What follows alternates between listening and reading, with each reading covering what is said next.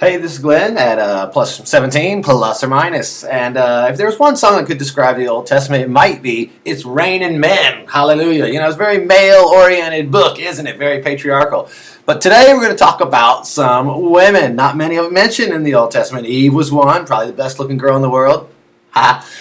Then you got Deborah, who was an awesome judge of Israel. She was like the Margaret Thatcher of Israel. There were no kings back then. She judged all of Israel. She was pretty good. And then there was Sarah. Now, Sarah kind of gets a bad rap, in my opinion. You know, she gave Hagar, her maidservant Hagar, to Abram, and then they had Ishmael, and that kind of caused all sorts of division and strife. And then when she had Isaac, she kind of booted out Hagar and Ishmael with a little bit of a cat fight there.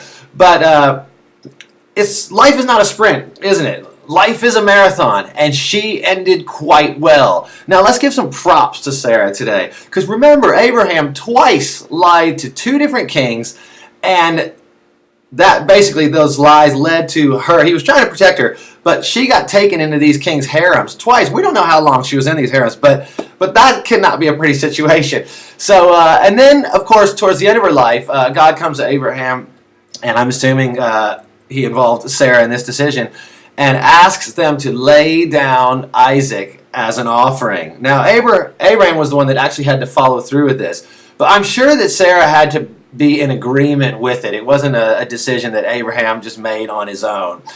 And you know what? That took a lot of faith. She really had learned over the years. She learned a little bit from Abraham. Abraham probably learned a little bit from her. That's how marriages work. You learn from each other's strengths and weaknesses.